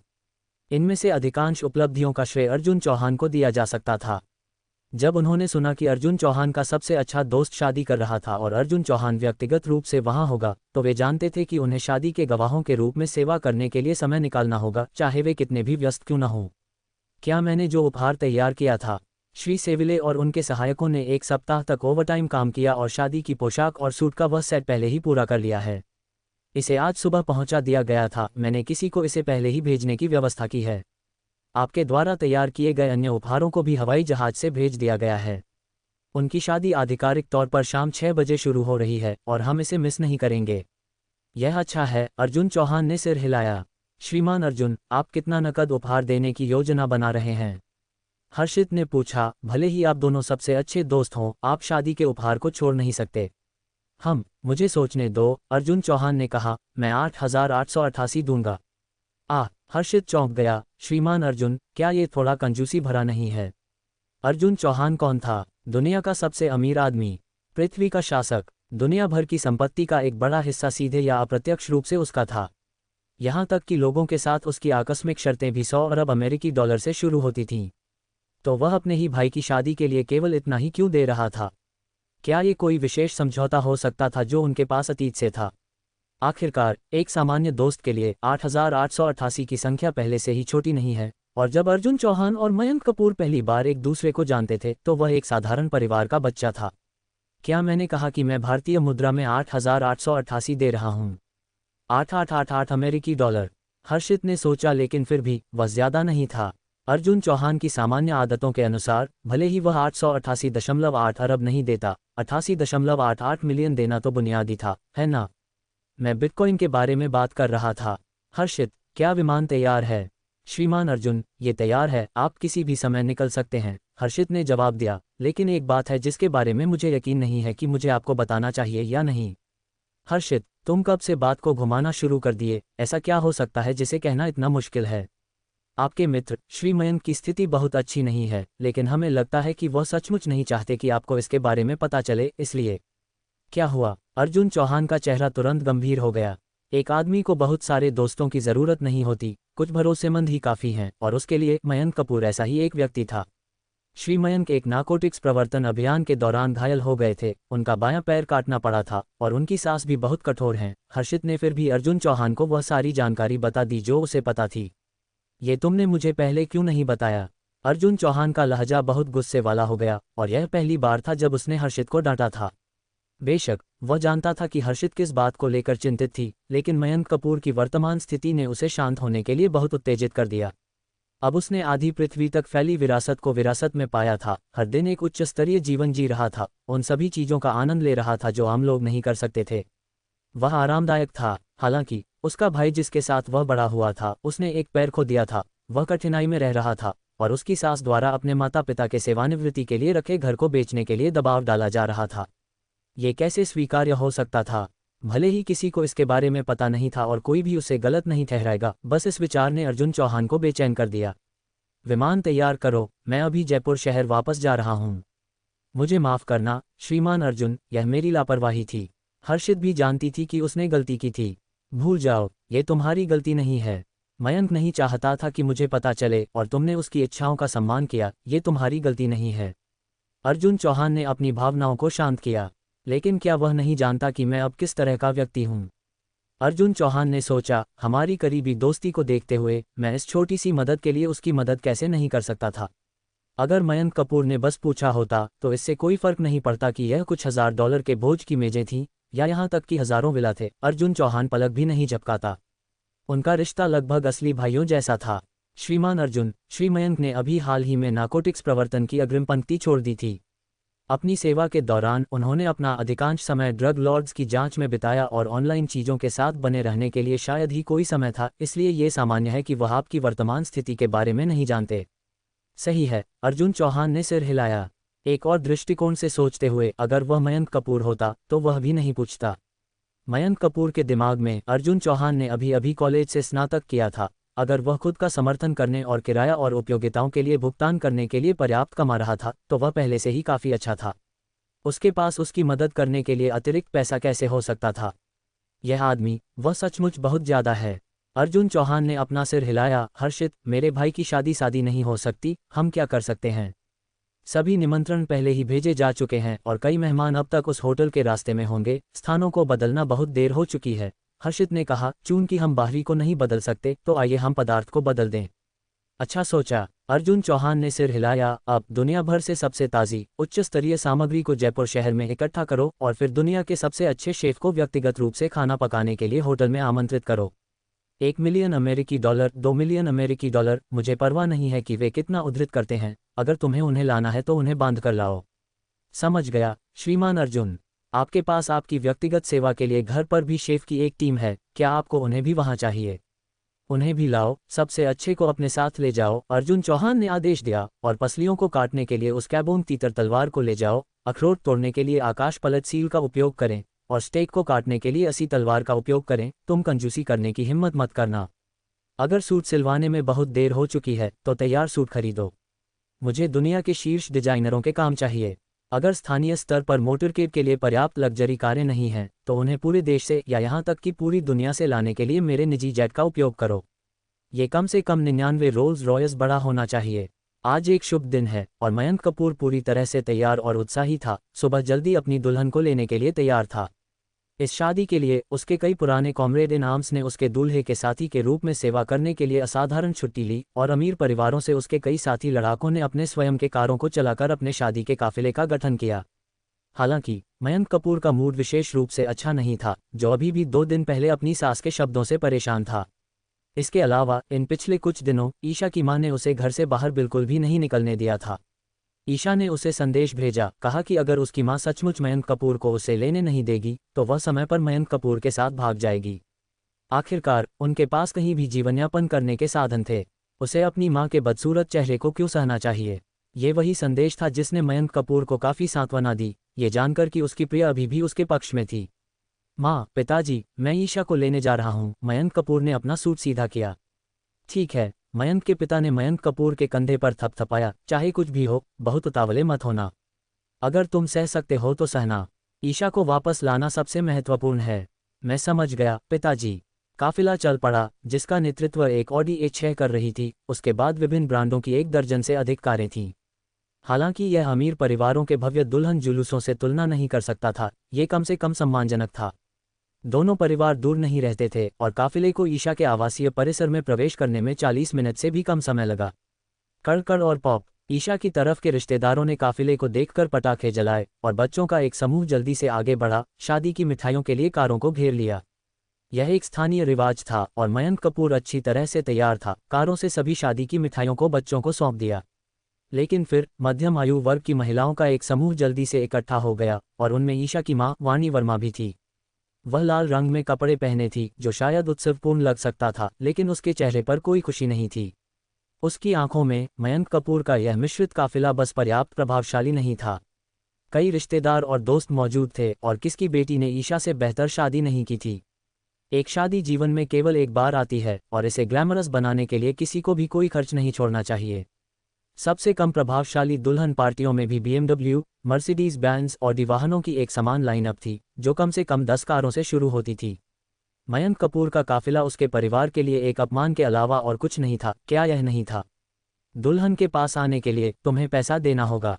एक दुल्हन की सहेली ने प्रमुख कार के दरवाजे को अवरुद्ध कर दिया। मयंक कपूर की ओर एक हाथ फैलाया। मयंक कपूर ने जल्दी से एक लाल पैकेट सौंप दिया, लेकिन पैकेट विशेष रूप से मोटा नहीं था। दुल्हन की सहेली ने जल्दी से सील फाड़ी, फिर ईशा की मां से फुसफुसाया, आंटी, ये सिर्फ 2 या 3 हज़ार लगता है। 2 या 3 हज़ार? वाणी वर्मा का चेहरा गुस्से से लाल हो गया। मयंक कपूर सचमुच कंजूस था। कार के दरवाजे के शुल्क के लिए सिर्फ 2 या 3 हज़ार? प्रवेश शुल्क और निकलने के शुल्क के लिए क्या बचेगा? कुछ भी नहीं। यह नहीं चलेगा, हम उसे इतनी आसानी से बाहर नहीं निकलने दे सकते। वाणी वर्मा, जैसे कि उसने अपने आसपास के रिश्तेदारों के चेहरे पर उपहास देखा, गुस्से में कार के पास पहुंची, लाल पैकेट को वापस अंदर फेंक दिया। मयंक कपूर, इसका क्या मतलब है? क्या ये तुच्छ राशि हमारे परिवार को अपमानित करने के लिए है? मयंक कपूर ने एक कड़वी मुस्कान दिखाए। उसके परिवार के पास सचमुच कोई पैसा नहीं बचा था। जो भी उधार लिया जा सकता था वह उधार लिया गया था, यहाँ तक कि उसके बॉस से भी ऋण के लिए संपर्क किया गया था।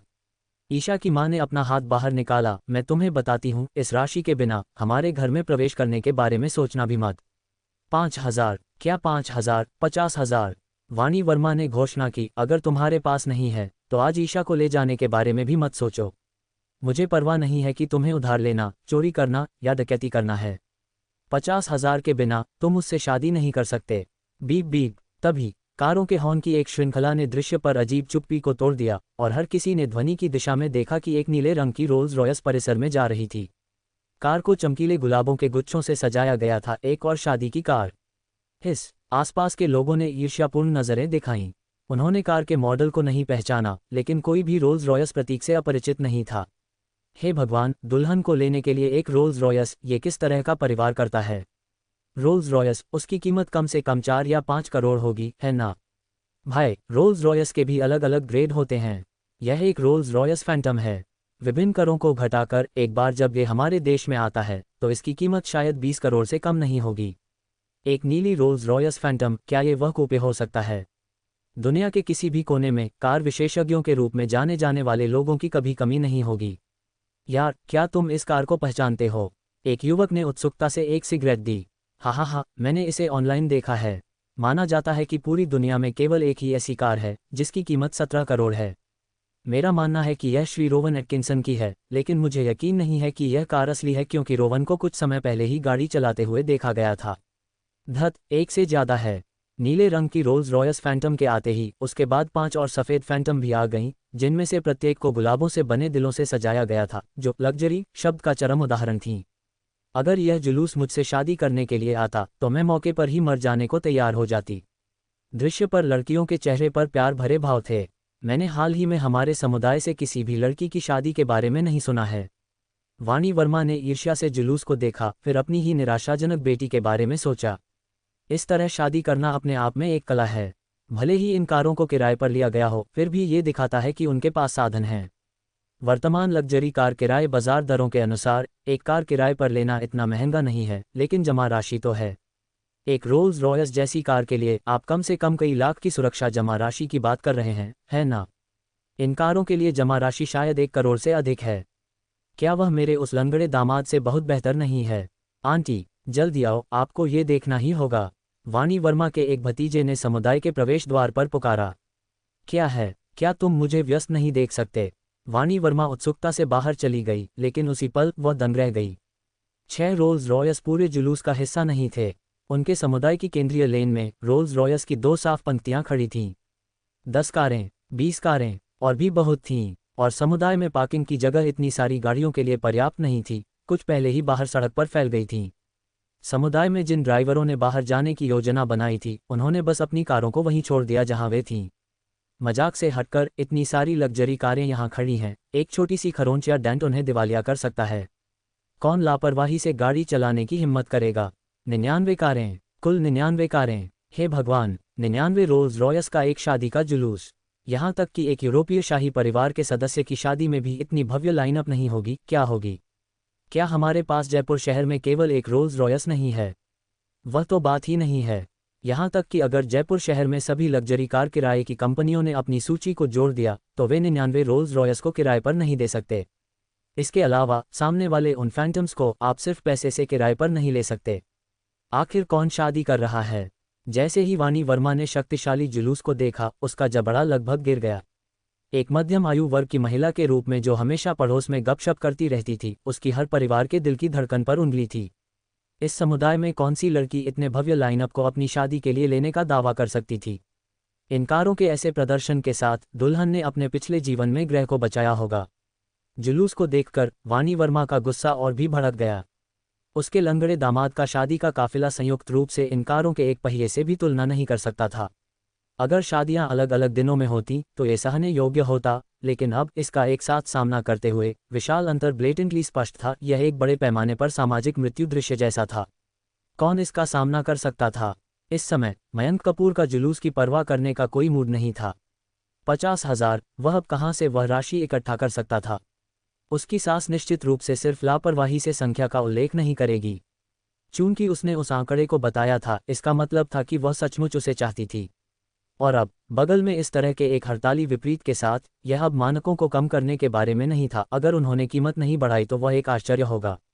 माँ, मैं पैसे का पता बाद में लगा लूंगा, मुझे ऊपर जाकर ईशा को लेने दो, इतने सारे लोग देख रहे हैं, ये शर्मनाक है। मयंक कपूर ने विनती की। तुम अभी भी जानते हो कि शर्म क्या है? वाणी वर्मा ने कटाक्ष किया। मेरी बेटी को एक तुम जैसे बेकार आदमी को पसंद करने के लिए अंधी हो गई होगी। मैंने अभी कहा 50,000, एक पैसा कम नहीं, या तुम आज यहाँ से ईशा को नहीं ले जाओगे।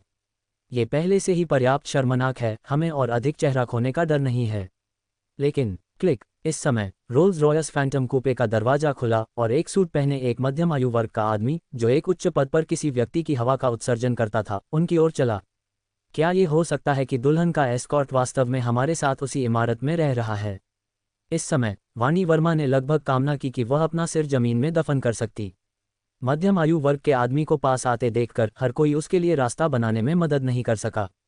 लेकिन वे चकित थे। क्या मोटरकेड यहाँ दुल्हन को लेने के लिए नहीं था? क्यों केवल एक व्यक्ति बाहर आ रहा था? और यह व्यक्ति दूल्हा नहीं लगता था। कौन सा दूल्हा दस्ताने पहनता है? वह एक ड्राइवर जैसा लगता था। मध्यम आयु वर्ग का आदमी ऊपर नहीं गया, बल्कि मयंक कपूर के मोटरकेड के बगल में रुका और फिर प्रमुख कार की खिड़की पर खटखटाया। क्या मैं पूछ सकता हूं कि आप में से कौन श्री मयंक कपूर हैं? यह मैं हूं, मयंक कपूर ने घबरा कर कहा। उसके सामने वाले मध्यम आयु वर्ग के आदमी को नहीं पहचान रहा था, और अगर चीजें गलत नहीं होती तो उसका अपने जीवन में रोल्स रॉयस चलाने वाले लोगों से कोई संबंध नहीं होना चाहिए। श्री मयंक, आपका मोटरकेड आ गया है। दुल्हन कब नीचे आ सकती है? न केवल मयंक कपूर बल्कि दृश्य पर हर कोई दंग रह गया था। इस मध्यम आयु वर्ग के आदमी ने कहा कि यह मयंक कपूर का मोटरकेड है। मुझे खेद है, लेकिन क्या आपने गलती की हो सकती है? यह मेरा मोटरकेड है, मयंक कपूर ने कहा, शर्मिंदा होकर। आपको गलत व्यक्ति मिला होगा, शायद मैं वह श्री मयंक नहीं हूं जिसे आप ढूंढ रहे हैं। क्या मैं पूछ सकता हूं कि आपका नाम मयंक कपूर है? मध्यम आयु वर्ग के आदमी ने पुष्टि के लिए फिर से पूछा। हाँ, मेरा नाम मयंक कपूर है। तो कोई गलती नहीं है। क्या आपको यकीन है कि जिस मयंक कपूर को आप ढूंढ रहे हैं वह यही है? यहाँ तक कि मयंक कपूर के पूर्व कॉमरेड भी दंग रह गए थे। क्या ये साझा नामों का मामला हो सकता है? लेकिन उसकी संभावना अविश्वसनीय रूप से छोटी थी, लगभग उतनी ही जितनी मंगल ग्रह पृथ्वी से टकराता है। क्या आप किंडरगार्टन नंबर 38 में नहीं पढ़े थे, फिर प्रथम प्राथमिक विद्यालय, प्रथम मध्य विद्यालय में गए और हाई स्कूल के लिए आपने जयपुर केंद्रीय उच्च विद्यालय में पढ़ाई की? आपको कैसे पता चला? ये सही है, ये सचमुच आप हैं। मध्यम आयु वर्ग के आदमी ने कहा, श्री मयंक, आज हम आपकी दुल्हन को लेने के लिए जिम्मेदार हैं। यह मोटरकेड आपके लिए तैयार किया गया है। फुस। बार बार की पुष्टि के बाद दृश्य पर लोगों ने आखिरकार विश्वास किया कि यह मोटरकेड सचमुच मयंक कपूर का था। लेकिन वह एक विकलांग अनुभवी, जिसकी मासिक आय 3 से 4 हज़ार थी, ऐसे मोटरकेड का खर्च कैसे उठा सकता था? लगभग 100 रोल्स रॉयस, भले ही वे सभी किराए पर ली गई थीं, उन्हें करोड़ों की जमा राशि की आवश्यकता होगी। क्या कोई ऐसा व्यक्ति जो 50,000 की डाउन पेमेंट भी नहीं दे सकता था, उसका खर्च उठा सकता था? ईशा की माँ, वाणी वर्मा, हतप्रभ खड़ी थी। उसने सोचा कि अतुलनीय रूप से शानदार मोटरकेड अविश्वसनीय रूप से उसके विकलांग दामाद द्वारा व्यवस्थित किया गया था। ये कैसे संभव था? क्या ये हो सकता है कि मयंक कपूर ने इन कुछ सालों में कुछ दोस्त बनाए थे? लेकिन यह असंभव था। उनके कार्यस्थल पर कितने अमीर लोग हो सकते हैं? अगर सचमुच वह इन सालों में अमीर लोगों के संपर्क में आया था, तो वहाँ सिर्फ कुछ ही नहीं होंगे। हर ड्रग लॉर्ड जिसे उसने पकड़ा था, उसकी कीमत कम से कम 1 करोड़ थी। लेकिन वे लोग या तो जेल में थे या उसके लिए गहरी नफरत रखते थे, उसे मरा हुआ चाहते थे। क्या वे उसके लिए इतने शानदार मोटरकेड पर पैसा खर्च करने के लिए पागल थे? ये सब क्या हो रहा है? मयंक कपूर का सिर घूम रहा था। अपने जीवन में रोल्स रॉयस जैसी कारों से उसका मूल रूप से कोई संबंध नहीं था, लेकिन अब 99 रोल्स रॉयस उसके सामने करीने से खड़ी थीं, जिससे वह घबरा गया। जनाब, क्या आपको यकीन है कि आपने कोई गलती नहीं की है? मैं ऐसे काफिले को किराए पर लेने का खर्च कैसे उठा सकता हूँ? मयंक कपूर ने अपने पीछे की कारों की ओर इशारा किया। जैसा कि आप देख सकते हैं, मैंने जो शादी की कारों का जुलूस एक साथ करने में कामयाब रहा, वह दोस्ती के कारण मेरे कॉमरेड इन आर्म्स और सहकर्मियों द्वारा प्रायोजित था। मैं इस तरह के बेड़े को किराए पर लेने का खर्च नहीं उठा सकता था। श्रीमान मयंक, ये बेड़ा किराए पर नहीं लिया गया है, बल्कि आपके एक दोस्त का है, इसलिए आपको भुगतान करने की ज़रूरत नहीं है, अटेंडेंट ने समझाया। मेरा दोस्त? मयंक कपूर अब और भी भ्रमित था। उसके बहुत से दोस्त थे, लेकिन कोई भी ऐसा नहीं था जिसे वह जानता था कि वह अमीर हो गया था। क्या ये हो सकता है कि पिछले कुछ सालों से नारकोटिक्स प्रवर्तन इकाई में काम करते हुए वह कुछ चूक गया था? श्रीमान मयंक, आपका दोस्त बाद में शादी के स्थल पर आएगा। आपको पहले जाकर दुल्हन को लेना चाहिए। हमने आपके लिए जो मेकअप कलाकार और स्टाइलिस्ट की व्यवस्था की है, वे पहले से ही होटल में तैयारी कर रहे हैं। ओह, ठीक है, उसने बड़बड़ाया। लेकिन मयंक कपूर ने अपनी होने वाली सास, वाणी वर्मा पर फिर से एक नज़र डाली। उसे अभी अभी बताया गया था कि अगर उसके पास आज 50,000 रुपये नहीं थे, तो उसे दरवाजे से अंदर कदम रखने के बारे में नहीं सोचना चाहिए। वह सचमुच इस बाधा को पार नहीं कर सकता था। माँ, पैसे के बारे में? ये बेड़ा उसका है। वाणी वर्मा दंग रह गई। उसने सोचा था कि यह एक बहुत अमीर दिग्गज का शादी का जुलूस था, लेकिन यह मयंक कपूर को दुल्हन लेने में मदद करने के लिए निकला। क्या ये बहुत स्वप्न जैसा नहीं था? पैसों के बारे में ये सब क्या बात है? मैं तो बस पहले मजाक कर रही थी। क्या तुमने सचमुच मुझे गंभीरता से लिया? क्या मैं अपने ही दामाद को बाहर रख सकती हूँ? वाणी वर्मा की उम्र में क्या ये सब चेहरे के बारे में नहीं था? उसने मयंक कपूर को क्यों अस्वीकार कर दिया था? यह इसलिए नहीं था क्योंकि वह एक अपंग था, बल्कि उस गरीबी के कारण था जो उसकी विकलांगता का मतलब था। अगर मयंक कपूर एक करोड़पति होता तो इससे कोई फर्क नहीं पड़ता कि वह अपंग था, एक बूढ़ा आदमी था, तलाकशुदा था, या यहाँ तक कि एक बच्चे के साथ। वाणी वर्मा ने कभी भी उसके साथ ऐसा व्यवहार नहीं किया होता। अब अरबों रुपये का एक काफिला उसकी बेटी को लेने के लिए यहाँ था। कौन इस तरह के सम्मान का दावा कर सकता था? अब से पूरे पड़ोस में, यहाँ तक कि पूरी सड़क पर हर कोई जानता होगा कि जब उसकी बेटी ईशा की शादी हुई, तो शादी के जुलूस में 99 रोल्स रॉयस शामिल थीं, और भव्य बेड़े ने पड़ोस की सड़कों को भी अवरुद्ध कर दिया। 10-20 साल बाद भी ये किंवदंती इस पीढ़ी तक पारित होगी। ये सिर्फ उसकी व्यर्थता को संतुष्ट करने के बारे में नहीं था, ये पूर्वजों के लिए व्यवहारिक रूप से एक गौरव था। मयंक कपूर को अब भगा देना, क्या वह ऐसा करने के लिए बेवकूफ़ होगी? भले ही मयंक कपूर अभी भी एक अपंग कंगाल था, उसके ऐसे दोस्त थे और उनका रिश्ता स्पष्ट रूप से महत्वपूर्ण था। उनसे थोड़ी सी मदद के साथ यह ऐसा होगा जैसे एक व्यक्ति ने स्वर्ग का रास्ता पा लिया और यहाँ तक कि मुर्गियाँ और कुत्ते भी उसके साथ चढ़ गए। वाणी वर्मा ऐसे महत्वपूर्ण संपर्कों के बारे में बहुत स्पष्ट थी। इस विचार के साथ उसने तुरंत मयंक कपूर से पैसे मांगते समय जो उसका व्यवहार था उसके बिल्कुल विपरीत अपना व्यवहार बदल लिया। एक तरफ हटो, कौन मेरे दामाद को दुल्हन को लेने के लिए ऊपर आने से रोकने की हिम्मत करता है। वाणी वर्मा अपनी कमर पर हाथ रखकर खड़ी थी। सब लोग एक तरफ हटो, क्या तुम नहीं देखते कि ये लाखों की कीमत वाली महंगी रोल्स रॉयस हैं? ये वह शादी की कारें हैं जिनका मयंक कपूर ईशा को लेने के लिए उपयोग कर रहा है। अगर तुम उन्हें खरोंचते या टक्कर मारते हो तो क्या तुम भुगतान करने का खर्च उठा सकते हो? इसे कैप्चर करो, इन कारों को एक क्लोजअप दो। वाणी वर्मा ने वीडियोग्राफर को बताया, ये जानकर कि अगर उसने इस दृश्य को रिकॉर्ड नहीं किया तो उसे जीवन भर पछतावा होगा। मयंक कपूर वाणी वर्मा के अचानक बदले हुए रवैये से अचंभित था। जब से वह पहली बार अपनी होने वाली सास से मिला था, वह उसके प्रति इतनी मिलनसार कभी नहीं रही थी। उसे इतने स्नेह से दामाद कहकर पुकार रही थी। ऐसा लग रहा था जैसे वह उसे शादी करने के लिए इंतजार नहीं कर सकती। रास्ता बनाओ, रास्ता बनाओ, वाणी वर्मा ने चिल्लाया। हमारे दामाद कार से बाहर निकल रहे हैं। वह एक प्रथम श्रेणी के योग्य सैन्य व्यक्ति हैं जिन्हें चोटें लगी हैं और चलने में परेशानी होती है। अगर तुम में से कोई उसे ठोकर या लड़खड़ाने का कारण बनता है तो मैं तुम्हें चैन से नहीं रहने दूंगी। अपने कॉमरेडों के साथ मयंक कपूर अपने अपार्टमेंट भवन के प्रवेश द्वार के पास पहुंचा। परंपरा के अनुसार दुल्हन के परिवार के सदस्यों को दरवाजा अवरुद्ध करना चाहिए था। पे और लाल लिफाफे की मांग करनी चाहिए थी, उनमें से कुछ भी नहीं छोड़ा जा सकता था। पहले से ही तितर-बितर हो जाओ, हमारे दामाद को दुल्हन को लेने से मत रोको। वाणी वर्मा ने एक योद्धा की तरह रास्ता साफ किया। वास्तव में उसने खुद इन लोगों की व्यवस्था की थी। आधे घंटे पहले उसने उन्हें निर्देश दिया था कि वे निश्चित रूप से मयंक कपूर को आसानी से ऊपर न जाने दें। ये जोर देकर कहा कि उन्हें कम से कम 10,000 का एक लाल लिफाफा निकालना चाहिए। मयंक, तुम्हारी सास उतनी डरावनी नहीं है जितनी अफवाहें कहती हैं। मयंक कपूर के कॉमरेड इन आर्म्स ने टिप्पणी की क्योंकि उन्होंने वाणी वर्मा की हलचल भरी उपस्थिति को देखा।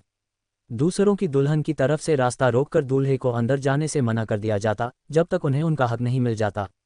उनके परिवार में हालांकि सास खुद रास्ता साफ कर रही थी, जो उसके रास्ते में खड़ा था उस पर कोई दया नहीं दिखा रही थी। उनमें से कुछ एक से अधिक बार दूल्हे के साथ ही रह चुके थे। ऐसा कभी कहाँ इतना आसान था। वे शादी में दुल्हन के रिश्तेदारों द्वारा परेशानी पैदा करने के लिए पूरी तरह से तैयार थे। हे, अपने दोस्तों के सवालों का सामना करते हुए मयंक कपूर केवल असहाय रूप से हंस सकता था। यह उसकी सास के अच्छे होने के बारे में नहीं था। अगर वे वाणी वर्मा के असली रंग देखते तो उनके ये सवाल नहीं होते। स्पष्ट रूप से ये सुपर लग्जरी शीर्ष स्तरीय मोटरकेड था जिसने वाणी वर्मा का रवैया बदल दिया था। दुल्हन को लेने के लिए 99 रोल्स रॉयस, किसकी शादी में ऐसी भव्यता होगी? शायद जयपुर शहर में मीडिया पहले से ही फुटेज लेने के लिए झुंड बना रहा होगा। ये कितना गौरवशाली सम्मान था। मयंक कपूर को कोई संदेह नहीं था कि इस मोटरकेड के बिना वाणी वर्मा अभी भी उससे नीचे 50,000 प्रवेश शुल्क वसूलने की कोशिश कर रही होगी। अब वह अपने किस दोस्त के पास ऐसे अविश्वसनीय संसाधन थे, इसके बारे में और भी उत्सुक हो गया।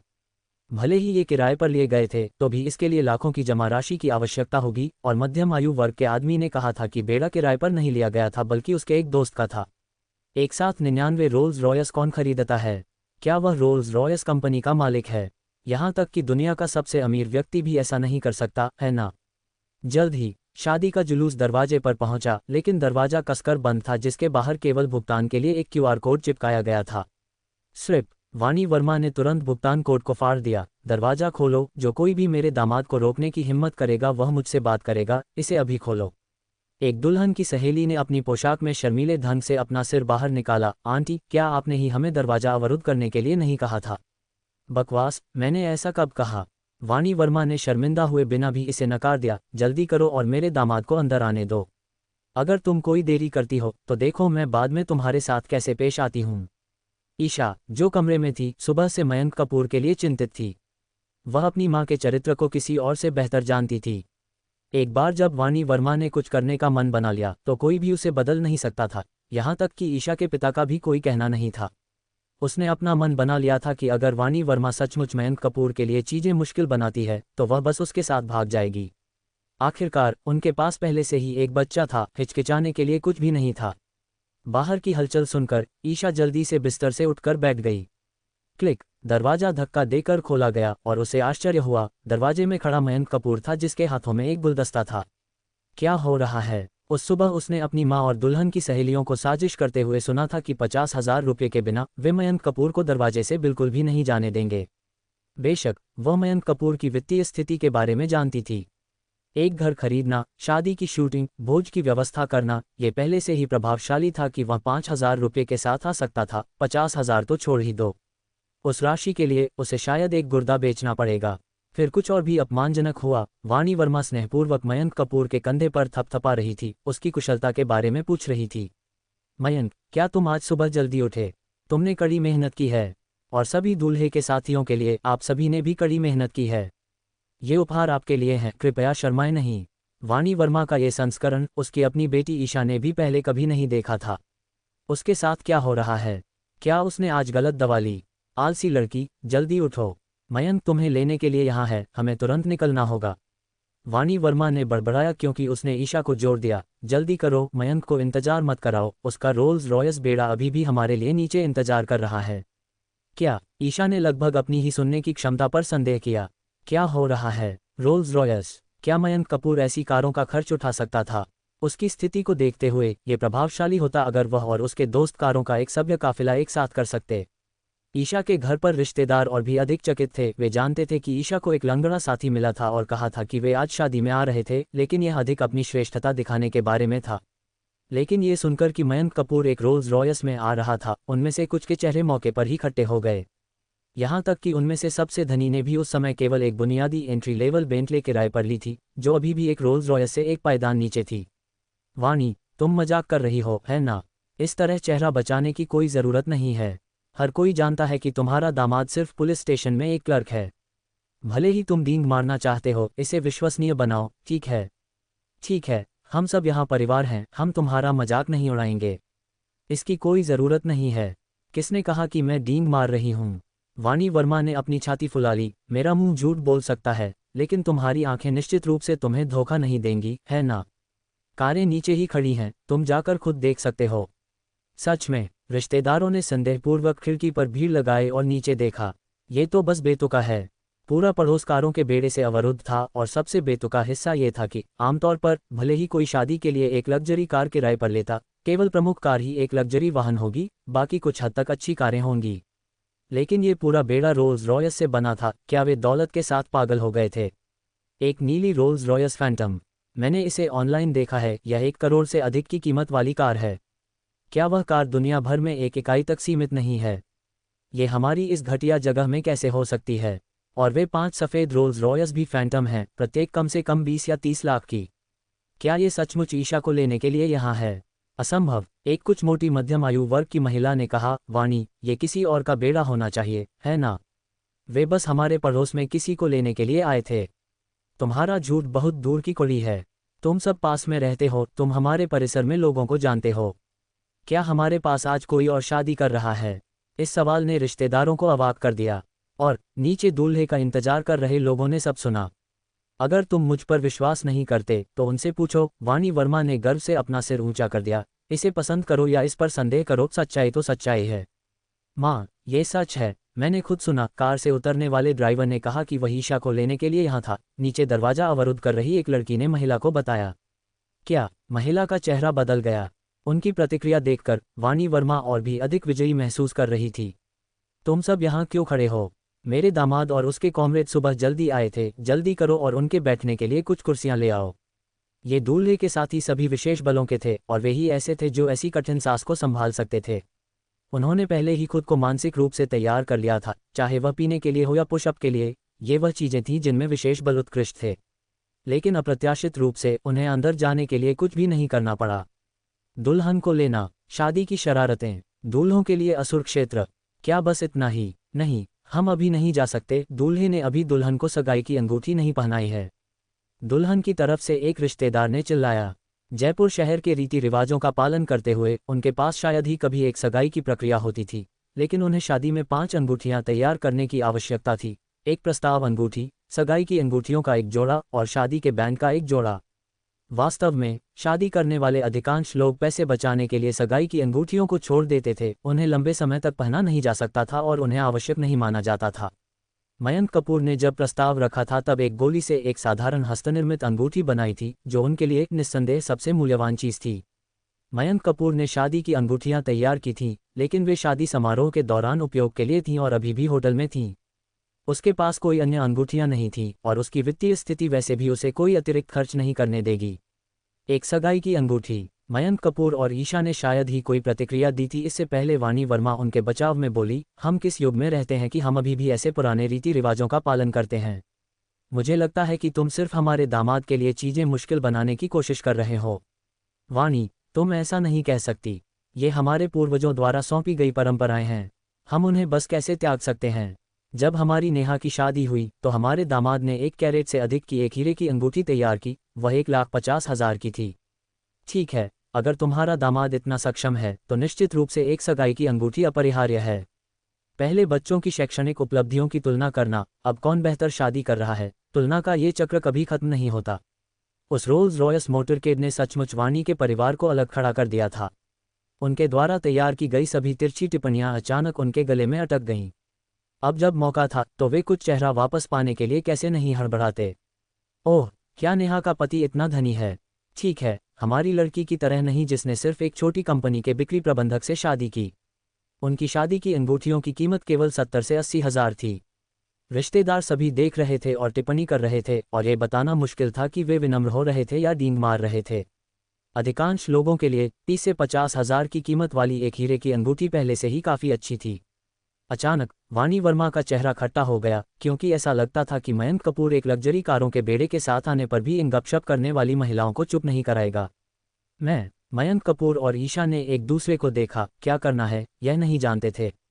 मयंक कपूर जानता था कि ईशा को इसकी परवाह नहीं थी, लेकिन आखिरकार पारिवारिक सभाएं भविष्य में भी होनी थीं और यह उसके खिलाफ एक हैंडल बन सकता था।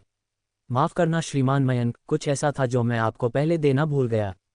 उसी क्षण प्रमुख कार चलाने वाला मध्यम आयु वर्ग का ड्राइवर कमरे में चला गया और मयंक कपूर को एक बॉक्स सौंप दिया। ये वह अंगूठी है जो हमारे बॉस ने आपके लिए तैयार की है, ड्राइवर ने कहा, लेकिन बॉस ने कहा कि ज़्यादा समय नहीं था, इसलिए इसे जल्दी में एक साथ रखा गया था।